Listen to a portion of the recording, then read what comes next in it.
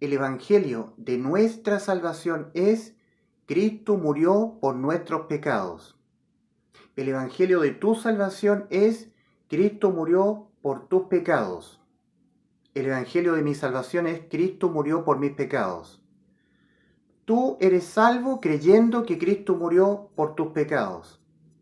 Yo soy salvo creyendo que Cristo murió por mis pecados. ¿Qué significa que Cristo murió por nuestros pecados? Por tus pecados, por mis pecados. Significa que Dios nos ha salvado, dejándonos exento de toda condena debida a nuestros pecados. ¿Y por qué? Porque Cristo murió por nuestros pecados.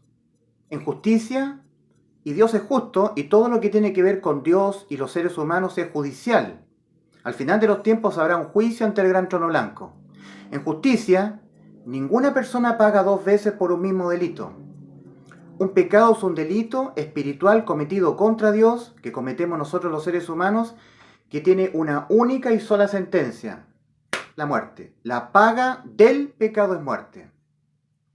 Es más, respecto a nuestra alma, en Ezequiel 18:4 leemos: el alma que pecare, esa morirá.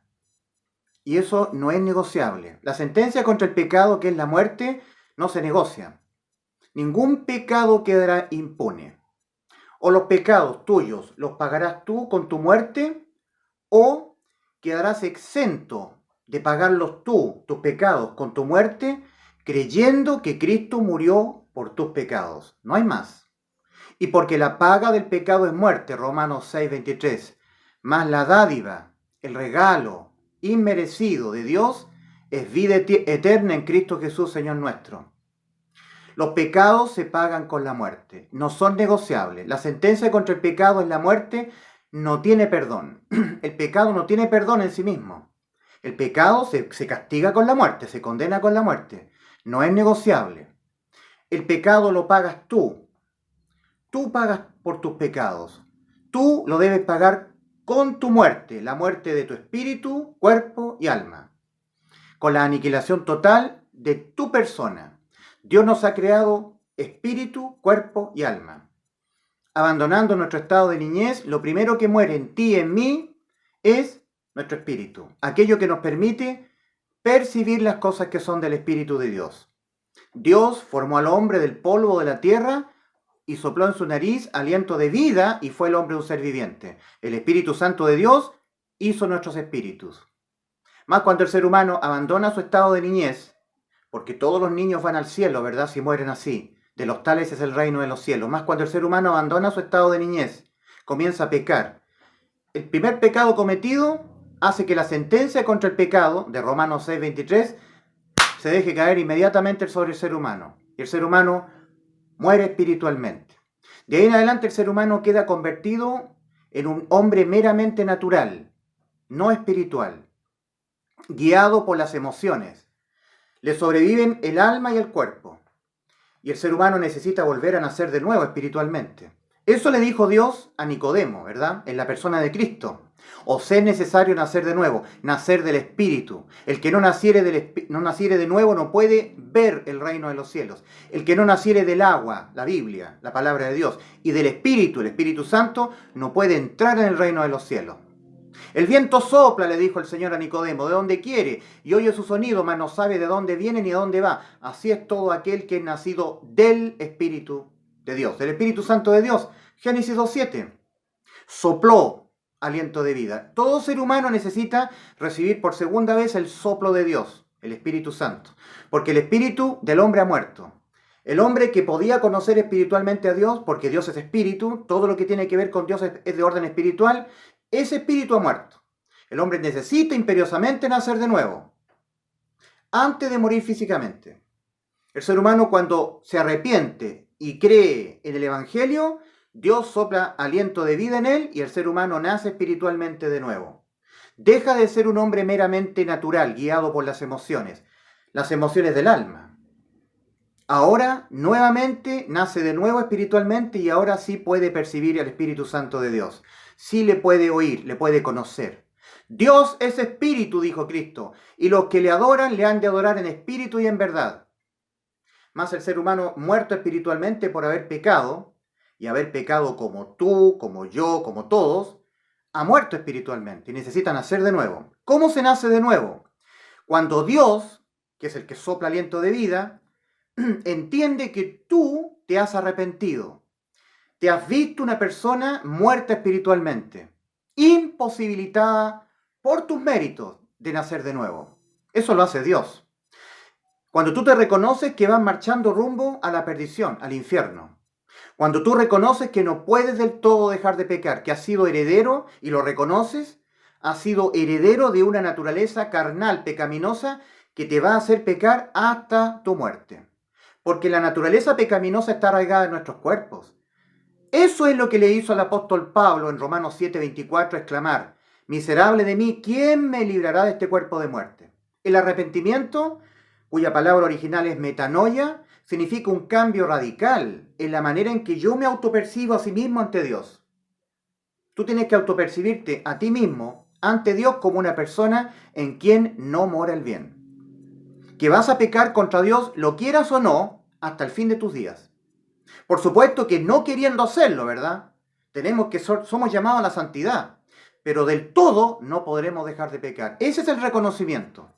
En 1 Pedro 3:21 el apóstol Pedro dice: el bautismo que corresponde a esto ahora nos salva, no quitando las inmundicias de la carne, sino como la aspiración de una buena conciencia. 1 Pedro 3:21.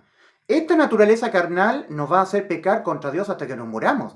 Esta humillación que nosotros debemos hacer, porque es humillante reconocer esto, es lo que Dios manda. Dios, habiendo pasado por alto los tiempos de esta ignorancia, ahora manda a todos los hombres en todo lugar que se arrepientan. Metanoia. Es un reconocimiento de que en nosotros no mora el bien. 1 Pedro 3:21, ¿verdad? Ahí tenemos el testimonio del apóstol Pedro. Ahora Romanos capítulo 7. Específicamente el versículo 24, la exclamación del apóstol Pablo: un santo para Dios, ¿verdad? Una persona santa. La santidad sin la cual nadie verá al Señor. Esa santidad sin la cual nadie verá al Señor, Cristo nos la conmutó, nos las heredó a nosotros cuando Él nos salvó en la cruz. Esa santidad sin la cual nadie verá al Señor la tenemos todos los que hemos creído que Cristo murió por nuestros pecados. El apóstol Pablo dice: miserable de mí, ¿quién me librará de este cuerpo de muerte? Romanos 7:24. El apóstol Pablo está diciendo, siendo que él es un santo, una persona en quien mora el Espíritu Santo, un apóstol a la iglesia, un siervo del Señor, está diciendo: el querer hacer el bien está en mí, pero no el hacerlo. Y si hago lo que no quiero, ya no lo hago yo, sino el pecado que mora en mí. Eso es arrepentimiento. Ese es el reconocimiento que demanda Dios. El apóstol Juan, el discípulo más cercano de Cristo, el discípulo amado del Señor, dice en la primera carta del apóstol Juan a los salvados, a los santos, a los llamados a ser santos, a la iglesia. Capítulo 1 de la primera carta de Juan, versículos 8 al 10. Si decimos que no hemos pecado, le hacemos a él mentiroso y su palabra no está en nosotros. Su palabra, la Biblia, no está en nosotros. Si decimos que no hemos pecado, y se está incluyendo al apóstol Juan. Ahí está el testimonio del apóstol Juan. Esa es una persona arrepentida. Reconoce que va a pecar contra Dios hasta que se muera, no queriendo hacerlo, porque no podemos dejar de pecar mientras estemos en el cuerpo físico. Capítulo 2 de la primera carta de Juan. Hijitos, le está escribiendo a la iglesia, a los santos. Hijitos, estas cosas os escribo para que no pequéis. Y si alguno hubiere pecado, abogado tenemos para con el Padre, a Jesucristo el justo. Y Él es la propiciación por nuestros pecados. Versículo 2. Se está incluyendo el apóstol Juan, Y Él, Cristo Jesús, es la propiciación por nuestros pecados. Y no solamente por los nuestros, sino por los de todo el mundo. Es decir, Cristo es la propiciación por los pecados de nosotros los santos, la iglesia, los que hemos sido salvos, y también por los inconversos, por los de todo el mundo. No podremos dejar de pecar. Resulta que la paga del pecado es muerte. El reconocimiento de que nosotros no podremos dejar de pecar es una humillación que nos demanda Dios. Que nosotros nos paremos en nuestra realidad ante Dios. Hemos sido herederos de una naturaleza pecaminosa que nos hará pecar contra Dios hasta que nos muramos. Romanos 5:12. Por tanto, como el pecado entró al mundo por un hombre y por el pecado la muerte, así la muerte pasó a todos los hombres por cuanto todos pecaron. Todos pecaremos hasta que nos muramos. Tanto los perdidos, los que van al infierno, como los que hemos entrado por la puerta estrecha, los que hemos sido salvos porque Cristo murió por nuestros pecados y lo hemos creído. Las personas que no han creído que Cristo murió por sus pecados nunca nacerán espiritualmente de nuevo. Dios no les soplará aliento de vida. No serán inaugurados, no serán parte del bautismo del Espíritu Santo. No serán sellados con el Espíritu Santo de Dios porque no habrán creído en el Evangelio. ¿Qué es lo que es el Evangelio? Cristo murió por nuestros pecados. Efesios capítulo 1, versículos 13 y 14. En Él, en Cristo, también vosotros, habiendo oído la palabra de verdad, el evangelio de vuestra salvación, Cristo murió por nuestros pecados, lo he creído. Habéis sido sellados con el Espíritu Santo de la promesa, que es las arras, la prenda en garantía que nos ha dejado Cristo a los que hemos creído que Cristo murió por nuestros pecados, que es las arras de nuestra herencia, hasta la redención, el arrebatamiento de la iglesia de Cristo, la redención de nuestros cuerpos, como dice Romanos 8. Nuestros cuerpos tienen que ser redimidos, tienen que ser o resucitados o transformados. Porque nosotros en nuestro cuerpo tenemos esta naturaleza que nos va a hacer pecar, tanto a perdidos como a salvados, hasta que nos muramos. No podremos dejar de pecar, y eso es parte fundamental, incluye el concepto del arrepentimiento. En Lucas 13, del 1 al 5, el Señor dice, si no os arrepentís, todos pereceréis igualmente. Es un reconocimiento de que en nosotros no mora el bien. El apóstol Pablo lo dijo, en mí, esto es en mi carne, no mora el bien. Romanos 7. El apóstol Pablo testifica que vamos a pecar hasta que nos muramos. El apóstol Pedro cuando dice, no quitando las inmundicias de la carne. El apóstol Juan dice también, si decimos que no hemos pecado, se está incluyendo el apóstol Juan. Ahora, pecar contra Dios no tiene perdón. La paga del pecado es muerte y eso no es negociable. Mas Cristo murió por nuestros pecados. Ahí está nuestra sustitución. Ahí está nuestro Salvador. Cristo lo hizo. Este es el evangelio de tu salvación. Esto es lo que a ti te hace salvo. Creer que Cristo murió por tus pecados. En otras palabras, creer que Cristo murió en vez de ti para que tú no tengas que morir espiritualmente y tu alma. El alma que pecare esa morirá. Mas Cristo murió por nuestros pecados y tus pecados. ¿Has creído que Cristo murió por tus pecados? Cuando tú creas de todo corazón que Cristo te salvó en la cruz, muriendo por tus pecados, porque así te deja exento de toda condena debida a tus pecados. Si Cristo murió por tus pecados, tú ya no morirás por tus pecados. Es esto lo que debes creer. Este es el evangelio de nuestra salvación, el evangelio de tu salvación y de mi salvación. Creer que Cristo murió por nuestros pecados. ¿Has creído que Cristo murió en vez de ti? ¿Que Cristo murió por tus pecados? Si tú crees que Cristo murió por tus pecados, tú no morirás en tus pecados.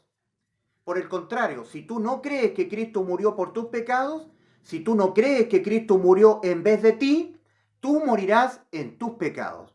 ¿Qué significa eso? Significa que tú nunca nacerás espiritualmente de nuevo, porque no habrás creído que Cristo murió por tus pecados. No habrás creído eso. Por lo tanto, habrás muerto en tus pecados. Amigo, los pecados tuyos o los pagarás tú, como se pagan los pecados tuyos, con la muerte tuya, o quedarás exento de tú pagar por tus pecados con la muerte tuya, creyendo que Cristo murió por tus pecados. O los pecados los pagas tú, o tú quedarás exento de pagarlos tú con tu muerte, creyendo que Cristo murió por tus pecados, que Cristo murió en lugar de ti. ¿Has creído que Cristo murió en lugar de ti? Yo he creído que Cristo murió en lugar de mí, que Cristo murió por mis pecados, y por eso he sido salvo de toda condena debida a mis pecados. Por el contrario, si tú nunca en tu vida crees que Cristo murió por tus pecados, morirás en tus pecados. Y Cristo lo advierte solemnemente en Juan 8:24.